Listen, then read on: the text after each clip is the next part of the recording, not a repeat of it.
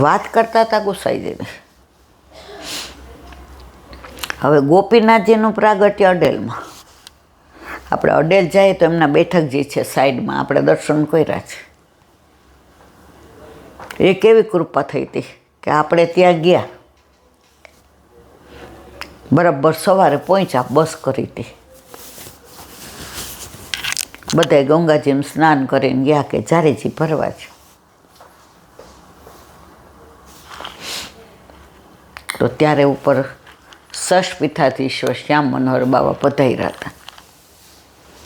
એમના માથે આ બેઠક બિરાજે 99%. કારણ કે મારા નામમાં બહુ ભૂલ થાય છે મારવાલા. એમણે કીધું, ઓહો, તમે તો વાર તિથિ તહેવાર જોઈને આવ્યા. એટલે અડધી તો મને સમજણ ન પડી. મેં જે સમજાણ ને કે બેના આજે અન્નકૂટ છે વલ્લભ. અરે તમે જુઓ તો ત્યાં નીચે ઓલા આસોપાલવના તોરણ ને ફૂલના ઓલા ને ગજરા ને ચારે બાજુ રંગોળી. હું તો એવી રાજી થઈ. પછી મેં સ્નાન કર્યું હતું, પણ મારે એક સંશય હતો. એટલે બધાને કીધું કે જાઓ હવે કે બધી અન્નકૂટની સામગ્રીની તૈયારી કરો ને બધે એમ કે પાતર બિછાવો ને આ ને તેને અમને સેવા આપી. એટલે મારી આંખમાં પાણી આવી ગયા. કેમ બેના, ઓળખતા તો નહોતા જ. મેં કીધું જે મેં છે ને ઓલું બીપીની દવા લેવાને ને તો ભૂલમાં એક બુકડો ચવાણું ખાઈ લીધું. પછી બધાએ કીધું કે ઈલાબેન ઝારીજી ભરવાને તમે ભૂલ કરી, તો પછી મારાથી ખવાઈ ગયો છે એટલે સાચું બોલીશ. એમણે જળ છાંટ્યું ઝારીજીનું કે જાઓ દોડો. 40 વર્ષ પહેલાં તો આપણે નાના હોય 30-35 બબે પગથિયા દોડ્યો. અને જે અન્નકૂટમાં અમે અંદર તેલમાં આનંદ કર્યો છે એ હજી નજર આગળથી ન. આટલું મોટું માટલું ભરવાનું હતું ઝારીજીનું. હવે આમ મૂળ બેઝિકલી આપણે ગામડાના અમે, એટલે જે એ કીધું છે. આ મોતીની ઈંઢોણી પર આ કોણ માટલું પાડશે? બધા હામું જો બેધું હું. જે રાજી થઈ ગયા. હવે જો ઓલું બોકડો ધૈર્યો છે ખોટું બોલીને કર્યું હોત તો મને કેટલો અંદર અફસોસ થાય કે મેં જેને તો છેતરા, વલ્લભ નહીં છેતરા. પણ નાનપણથી બાએ શીખવાડ્યું હતું, સાચું બોલશો ને તો પામશો ને ખોટું બોલશો તો ખોશો. બધાએ હાથ અડાડ્યા ને ઝારીજી ભર્યા આટલો મોટો. જે માથે ચડાવ્યું એ કે બધા કાઠિયાવાડી તો ગીત ગાવ. એ કે યમુના જળમાં કેસર ગોળી સ્નાન કરાવું શામળા. પછી યમુનાજીનું ઝારીજીનું ગાવું કે તો ગાયું. અને ત્યાં લઈ આવ્યા. જે કે તમારા હાથે નહીં. જે હાથ અડાડ્યો અને બધાએ હાથ અડાડ્યો અને ઝારીજી ત્યાં પધરાવ્યા. તો મારી આંખમાં હરખના આંસુ આવી ગયા કે અન્નકૂટના ઝારીજી આટલા મોટા. અને પછી બધી સામગ્રી માટે અમને જે દૂધગર નહીં હોય ઓલી તો આપણને અડવા જ ન દે.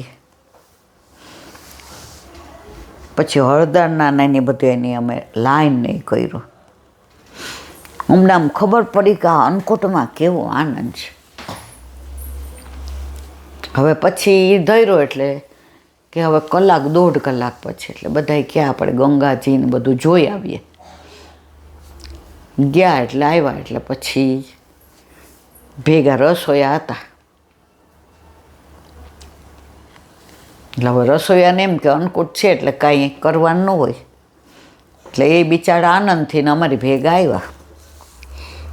હવે 4 વાગ્યા અન્નકૂટ સરાવ્યો ને આરતી કરી. એમાં આરતી પાછી એકનું હોય અને કીર્તનની જોરદાર. પછી બધાએ કીધું કે હવે બસ તૈયાર છે, ડ્રાઈવર આવી ગયો. એ કે ચલો. એટલે અમે કીધું જે અમે છે ને થોડો દૂનામાં બધાને આપી દો. એ કે નહીં, અનકોટની સખડી વલ્લભની નસીબદાર છો મળે. અમે કીધું પણ ઓલો ડ્રાઈવર નથી માનતો ને આપણો નથી, અમે બસ અહીંયા કાશીથી કરી છે.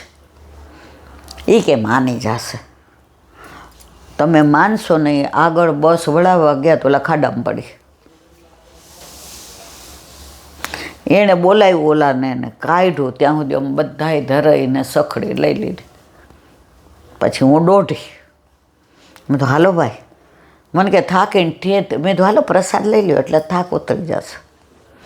પ્રસાદ જેવો ગયો, પ્રભુનું સાક્ષાત દર્શન. સરસ બોલ્યો. એ કે બેન તમારે ભગવાને જવા ન દીધો, જો મેં જીદ કરી, મોઢું બગાડીને તમને કીધું હાલો, આ ખાડામાં પડી ને બસ. પછી અમારી યાર અઠવાડિયું રહ્યા, કાશી ગયા ને અડેલે ગયા ને ચરણાટ ને પછી મને લાગે છે અહીંયા ઓલું નૈમિષારણ ને ખબર તમે હતા મને? હા, આપણે બધા હારે જ હતા. પછી તો એ આખા રસ્તે કે બેન ઓલી ભગવાનની વાતો કરો ને બેન, ઓલું ભજન ગાઓ, હતો મર્યાદા માર્ગીય. પછી એને કાનોડો ગમવા માંડ્યો. તો ચરણાટમાં વલ્લભને આજ્ઞા થઈ કે હવે થોડા દિવસ ચલો ચરણાટ. વહુજી પેટથી હતા, પ્રેગ્નન્ટ હતા. ત્યાં પધાર્યા. હવે ત્યાં ચરણાદી પર્વત, એની લીલાઓ છે બધી.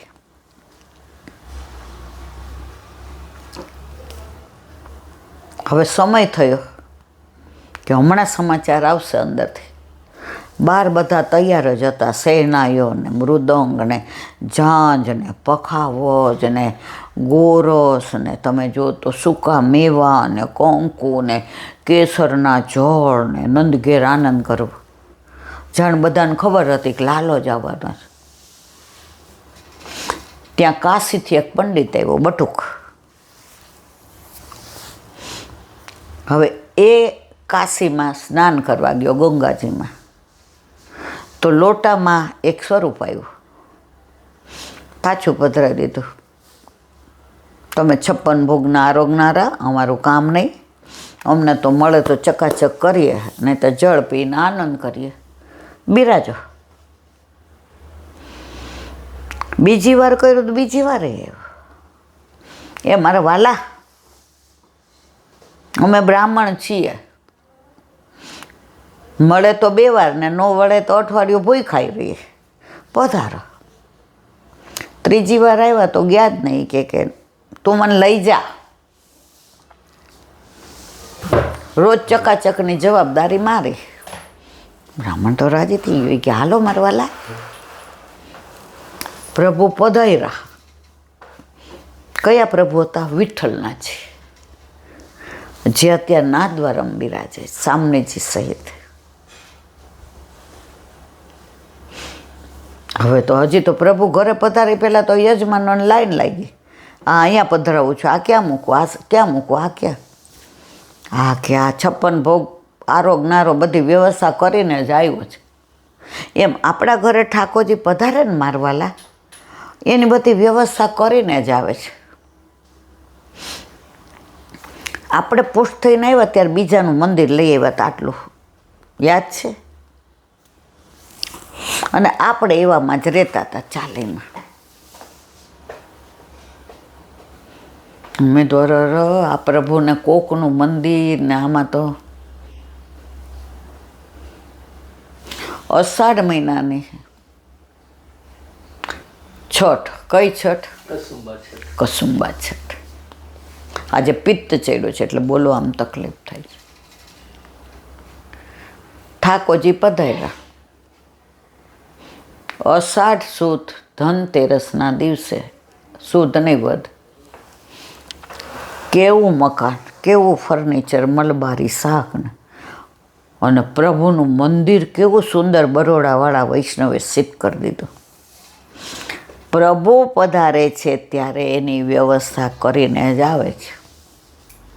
એટલે કોઈ એવું કહેતો હોય ને અમારો જે વ્યવસ્થા નહીં, બિલકુલ ખોટી વાત છે. અને પછી આપણને ખબર જ નહીં કે આ લીલા એ કઈ કરે છે. તો અહીંયા મહિનો થયો એટલે વિઠ્ઠલનાથજી કહ્યું હાલો હવે ચરણાટ મૂકી જાઓ વલ્લભના ઘરે. ઓલો બ્રાહ્મણ ને એટલે લોભ લાગ્યો કે આમને પધરાવી દઉં પછી આ કાંઈ યજમાનો આવે ને કાંઈ રોજ ચકાચક થાય ને. એ કે પ્રભુ હમણાં તો રહ્યો. એ કે નહીં, મારી ઈચ્છાથી આવ્યો ને મારી ઈચ્છાથી જાય. તારે તકલીફ નહીં પડે, તારે આવો આનંદ જ રહેશે. એ કે હા છે. કે હા. એ કે તો હાલો. આવ્યા ચરણાટ, પૂછ્યું. એ કે જો નંદઘેર આનંદ હમણાં થશે, જાઓ. અંદરથી સમાચાર આવ્યા, લાલનનું પ્રાગટ્ય થયું અને અહીંથી ગુસાઈ ઓલા વલ્લભના ગોદમાં પધરાવ્યા વિઠ્ઠલનાથજી. બે સમાચાર સાથે આવ્યા અને નંદ ઘેર આનંદ ભયો. વલ્લભ કે આ વિઠ્ઠલનાથજી આવ્યા છે ને લાલન પધાર્યા, એનું નામે વિઠ્ઠલનાથ છે.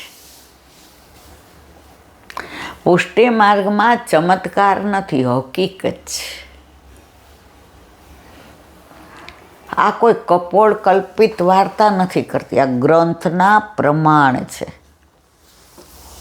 અને એ વિઠ્ઠલનાથજી અત્યારે નાથદ્વારામાં દ્વિતીય ગૃહ ગોવિંદરાયજીના વંશજ, જેમાં હરિરાયજી થયા, એમાં અત્યારે કલ્યાણરાયજી ઉપર બિરાજે છે. અને સુંદર મંદિર, આ એક જ મંદિર એવું છે જેમાં હરિરાયજીના વહુજી સુંદરવતા વહુજીએ બનાવ્યું છે. માથે ઊભા રહીને ક્યાં તિબારીને, ક્યાં જગમોહનને, ક્યાં રસોઈ ઘરને, ક્યાં સૈયા. મંદિર જુઓ એટલે તમને એ 500 વર્ષ પહેલાંનું જ યાદ આવે. જ્યાં આરસ આવી જાય ને ત્યાં આરસ વયો જાય. વિઠ્ઠલનાથજીનું મંદિર આજની તારીખમાં પણ 500 વર્ષ પહેલાં સુંદરવતા વહુજીએ જે બનાવડાવ્યું છે એટલું જ સુંદર છે, એટલું જ રળિયામણું છે, એટલું જ સરસ છે. અને ત્યારે એ મંદિરમાં જે ભાવના હતી એ ભાવના આજે પણ એમ જ છે. તમને જાઓ ને ત્યાં તમને ત્યાંથી બહાર નીકળવાનું મન ન થાય. છેલ્લા 1 વર્ષથી પગની તકલીફને લીધે જવાતું નહોતું, સેજ પગથિયા ઊંચા. મનમાં બહુ વ્યથા થાય. મને એ મંદિરનું એટેચમેન્ટ બહુ. અને ખરેખર તમે આમ ઓલી કુંજ ગલીમાંથી જાઓ, વચ્ચે કુંજ ગલી છે ને, જમણી બાજુ હરિરાયજીના બેઠક છે, આ બાજુ ઓલા ફૂલવાળા વેચતા હોય, અહીંયા દૂધવાળા હોય, અને વચ્ચે સત્સંગની જગ્યા. આપણે ઘણીવાર જેટલી વાર ગયા એટલી વાર સત્સંગમાં બેઠા છે. અને પગથિયા ચડીને જાઓ એટલે શિયાળામાં અંગીઠીને બધું હોય ને ઉનાળામાં આગળ હોય ઠાકોરજી. એ દ્રશ્ય આજની તારીખમાં નજરે ચડે. એ મંદિરનું માહોલ એવું છે કે તમે એકવાર દર્શન કરો ને પછી તમને જેટલી વાર જાઓ એટલી વાર તમારા પગ ત્યાં વળ્યા વિના રહીએ નહીં. એટલે આજની તારીખમાં મને આ પગ થોડાક સારા થાય એટલે મને એમ થાય કે મારે શ્રીનાથજી જવું છે અને મારે વિઠ્ઠલનાથજી મંદિરમાં દર્શન કરવા જવું છે. દુખાવો એટલો બધો છે કે એમ થાય ક્યારે સારું થશે, પણ મને ખબર થઈ જવાનું છે. જેને વિઠ્ઠલનાથ વિચારે રે ને પ્રગટ પદારથ ચારે રે. આ મંદિરનું ખરેખર મને એમ થાય સવાર સુધી વર્ણન કરે જ રાખો.